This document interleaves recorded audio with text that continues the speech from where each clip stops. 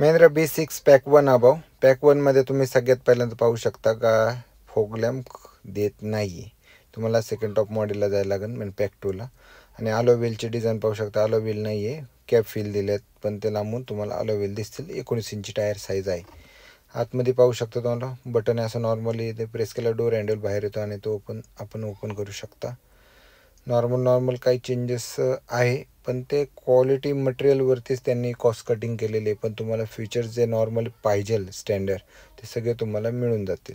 Base model म्हणजे असं नाही की बेसच पूर्ण, वायरलेस चार्जर पॅक 1 अबावमध्ये पण मिळून जाईल.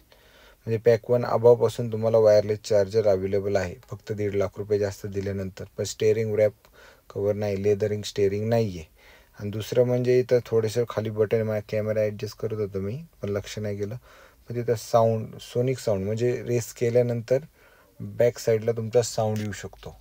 घेर जसं काय एक्झॉस्ट पॉवर सुपर फास्ट गाडी असल्यासारखं, सुपर कार असल्याचं फील तुम्हाला देईल. ओके, त्याच्यानंतर तुम्ही आतमध्ये पाहू शकता. खरंच लेदर स्टेअरिंग पाहिजे होती. 20 लाख रुपये देणं म्हणजे सोपं नाही. 21 लाख रुपये. गिअर नॉब नॉर्मल आहे.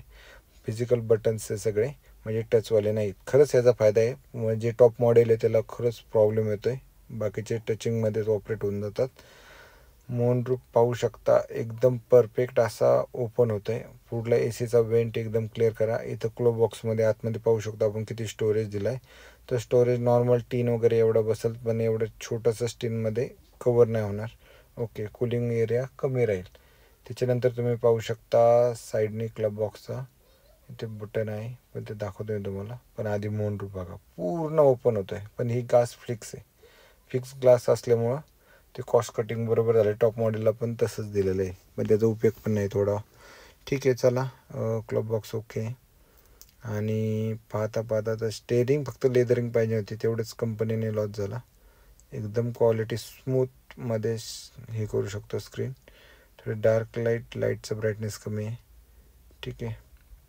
आणि खाली पाहू शकता फुटरेस्ट दिले, पण पॅन्डल स्पोर्टी नाही दिलेले. स्पोर्टी दिले असते थोडं, मग बॅक 1 अबावच्या वरती आय थिंक येत असेल. ठीक आहे, बाहेरून लुक बघा एकदा. बॅक सीटला दाखवतो मी तुम्हाला.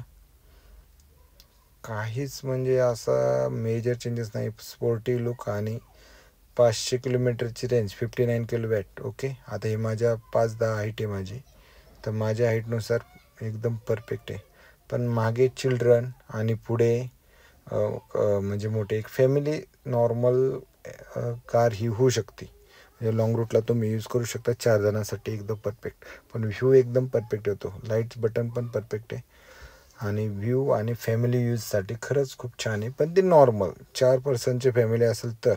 C-Type 2 चार्जिंग इथं पॉईंट दिले आहेत, इथं वरती सीटमध्ये. आणि खाली स्टोरेज दिले आहेत. पहिले टॉप मॉडेलमध्ये तिथं वायरलेस चार्जिंगचा ऑप्शन होता, पण आता सेकंड बेस म्हणजे पॅक 1 अबावपासून तो चालू आहे. त्याच्यानंतर तुम्ही पाहू शकता डोर हँडल बॅलन्स, डिक्कीमध्ये किती जागा आहे. बूट स्पेस त्याचा खूप महत्त्वाचा आहे तसा.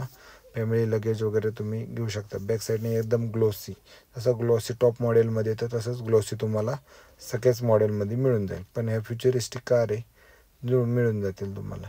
हे ऑटोमध्ये नाही आहे, मग त्यामुळे हायड्रॉलिकवरती ओपन होत आहे. आता हे पार्सल ट्रे हा तुम्हाला मिळतो पॅक 1 अबावपासून, म्हणजे हे तुम्ही कन्फर्म करा. गाडीच्या स्टॉकेटमध्ये आहे, म्हणजे पॅक 1 अबावपासून तुम्हाला मिळून जाईल. त्याच्यानंतर पाहू शकता फिटिंग थोडी रस्टिंग झालेली आहे, म्हणजे गाडीचं खरंच सेलिंग थोडं स्लो आहे. त्यामुळे पॅक 1 अबाव घेताना खरंच तुम्ही चेक करा की कसं काय असेल. त्यानंतर टॉप मॉडेलला जसं तर डिक्कीवरती गेल्यानंतर साईडला बूट लॅम्पचे लाईट वगैरे लागतात एक्स्ट्रा, ते तसं एकदम पूर्ण टेल लाईट लागत नाही आहे. त्यामुळे तुम्ही नक्की विचार करा चॉईस करताना पॅक 1 अबाव घ्यायची का